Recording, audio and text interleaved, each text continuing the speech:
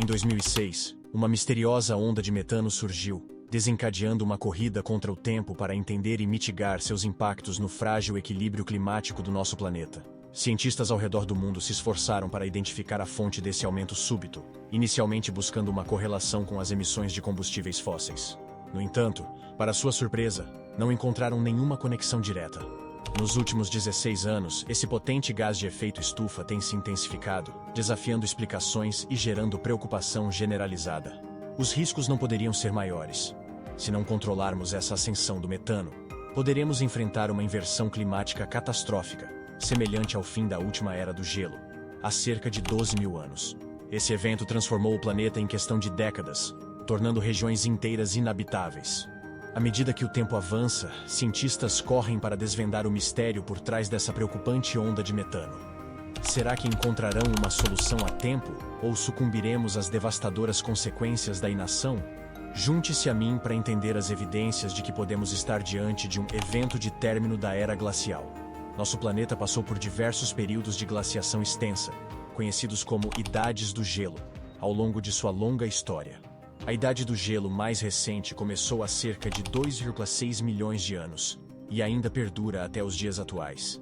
Este período é marcado pela formação e expansão de grandes mantos de gelo no hemisfério norte, especialmente na América do Norte, Europa e Ásia. Durante a Idade do Gelo, as temperaturas globais caíram significativamente, levando à expansão das geleiras e dos mantos de gelo. Essas imensas camadas de gelo podem cobrir vastas áreas de terra e até se estender sobre os oceanos. O crescimento dessas camadas de gelo está diretamente relacionado a mudanças na órbita e inclinação da Terra, assim como às variações na intensidade da radiação solar que atinge nosso planeta. Uma característica notável da atual Idade do Gelo é a alternância entre períodos glaciais, de frio intenso, e interglaciais, de relativo aquecimento. O último grande período glacial, conhecido como último máximo glacial, ocorreu há cerca de 20 mil anos, quando camadas de gelo cobriram vastas regiões da América do Norte, Europa e Ásia. Durante esses períodos glaciais, grandes áreas do mundo foram cobertas por gelo, transformando drasticamente a paisagem e alterando a distribuição de plantas e animais.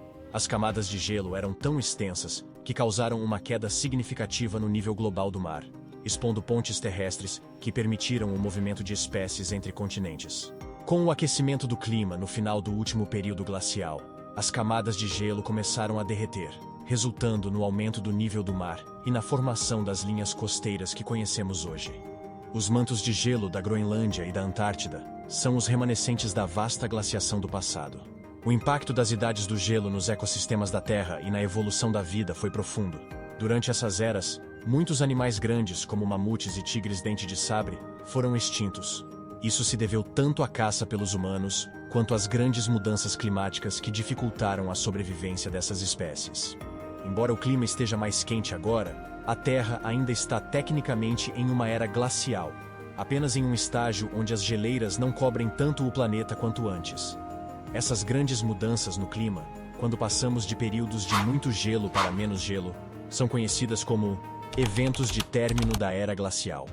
Esses eventos acontecem em 3 fases principais, mas exatamente onde uma fase termina e a próxima começa pode ser um pouco complicado de descobrir. Mas tem algo que até mesmo você consegue descobrir, que é saber se você já está inscrito no canal. É só você verificar se já clicou no botão inscrever-se. E não esquece de ativar o sino de notificação para ficar atualizado com nossos vídeos futuros, isso ajuda muito o canal. Agora continuando no vídeo. Então vamos direto ao assunto. Como a Terra chega a um evento de término da era glacial? Durante um período glacial, enormes mantos de gelo e geleiras se expandem até seu tamanho máximo, cobrindo vastas regiões de terra e mar. Eventualmente, algo faz com que o gelo comece a derreter, marcando o fim de um período glacial. Esse processo, conhecido como evento de término, normalmente ocorre em 3 fases distintas. A primeira fase é chamada de início deglacial. Este aumento lento, mas constante das temperaturas globais marca o início do fim do período glacial, que geralmente dura várias dezenas de milhares de anos. Esse processo é frequentemente impulsionado por mudanças na órbita da Terra, conhecidas como ciclos de Milankovitch. Esses ciclos estão predominantemente relacionados a variações no ângulo de inclinação da Terra e na órbita ao redor do Sol. O primeiro ciclo de Milankovitch é a excentricidade, que descreve a forma da órbita da Terra em torno do Sol. Isso pode variar de um círculo perfeito a uma forma mais oval ou elíptica. Atualmente, a excentricidade da Terra está em torno de 0,017, tornando nossa órbita bastante circular. No entanto, quando a órbita da Terra é mais elíptica, a diferença na energia solar, ou insolação, recebida entre os pontos mais próximos e mais distantes pode variar enormemente. Este ciclo de excentricidade tem uma periodicidade de aproximadamente 100 mil anos, e as transições glacial-interglaciais anteriores se alinharam bem com esse ciclo. Outro ciclo-chave de Milankovitch é a inclinação, ou obliquidade, do eixo da Terra. À medida que a Terra gira em torno do Sol, seu ângulo de inclinação oscila entre 22,1 e 24,5 graus, com um ciclo completo demorando cerca de 41 mil anos.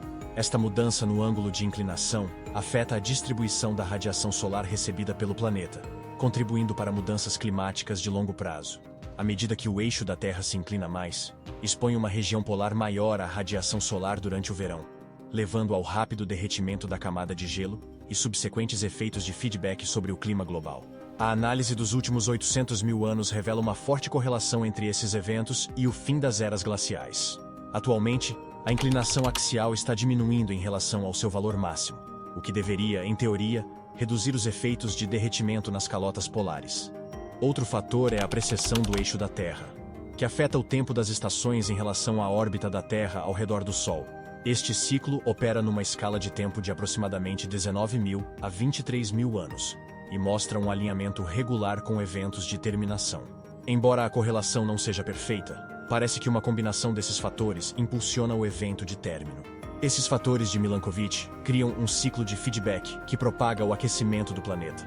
À medida que o gelo derrete, superfícies mais escuras do oceano ou da Terra ficam expostas, absorvendo mais luz solar e levando a um maior aquecimento e derretimento.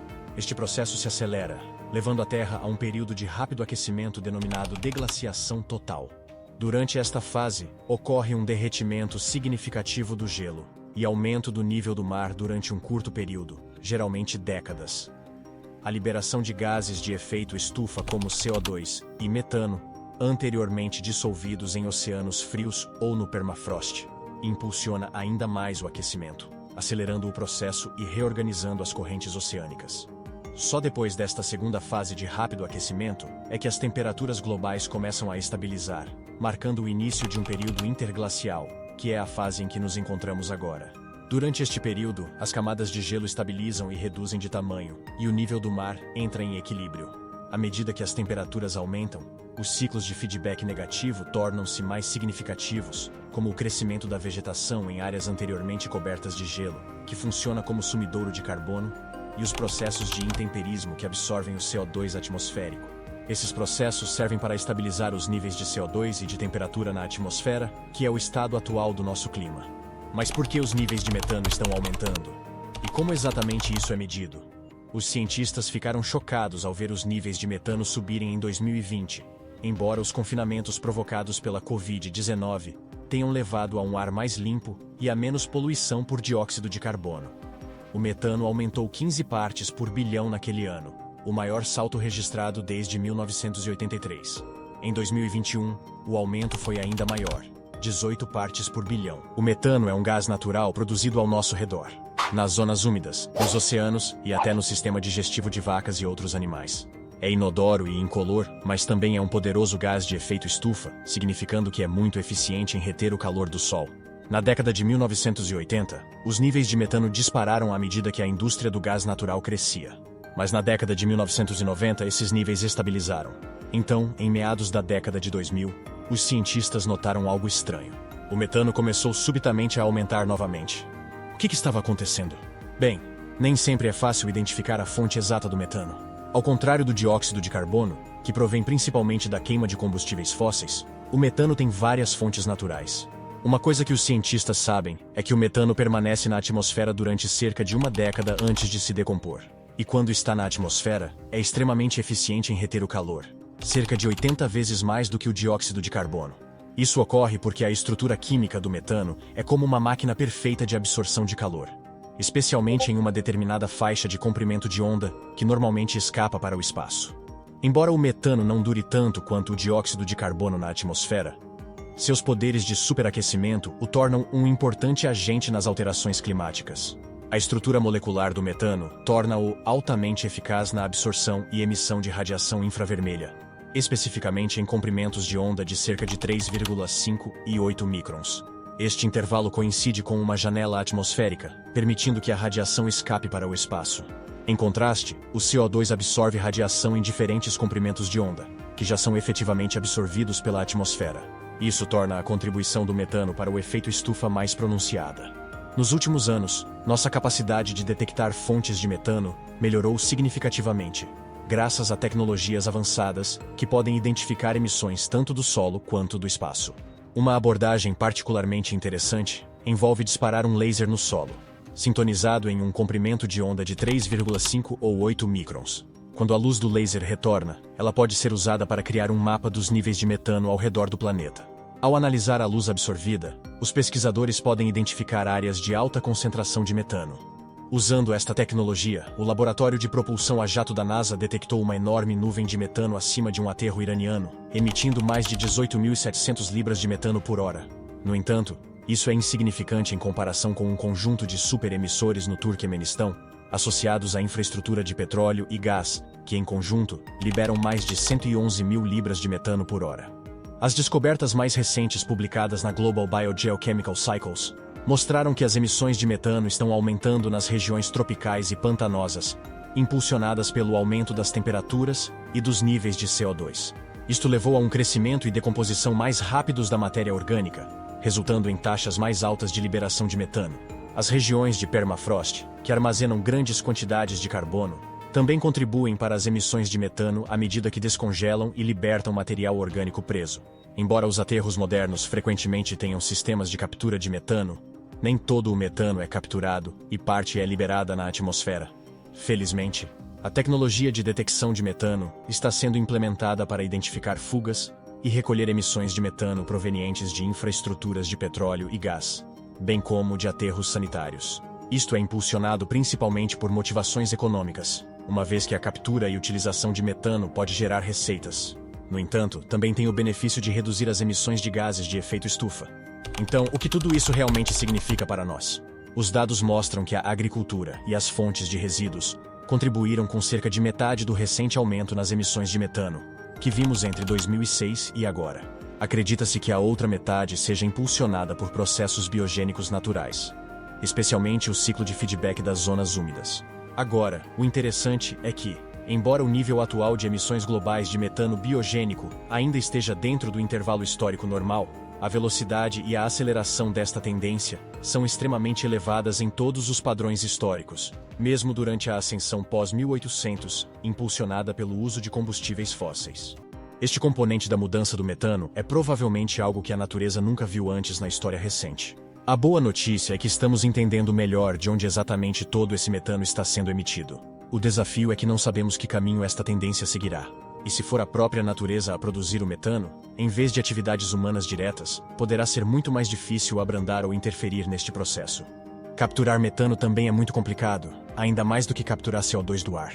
Isso ocorre em parte porque o metano é muito menos abundante na atmosfera em comparação com o CO2. Existem algumas abordagens, como o uso de minerais porosos chamados zeólitas, para converter metano em CO2, mas não foram muito exploradas, pois a produção de CO2 não é muito útil no momento. No entanto, se isso significar que gases de efeito estufa menos potentes estão entrando na atmosfera, algum desenvolvimento nesta área poderá valer a pena.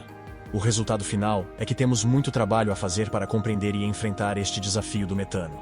É uma questão complexa com muitas incógnitas, mas quanto mais aprendermos, mais bem equipados estaremos para enfrentá-la. Qual você considera a principal força por trás das emissões em massa de metano? E você espera que essa liberação rápida continue ou diminua com o tempo? Adoraríamos ouvir sua opinião nos comentários. E lembre-se, a Terra tem passado por seus ciclos desde muito antes de chegarmos e continuará muito depois de partirmos. Obrigado por assistir e até a próxima.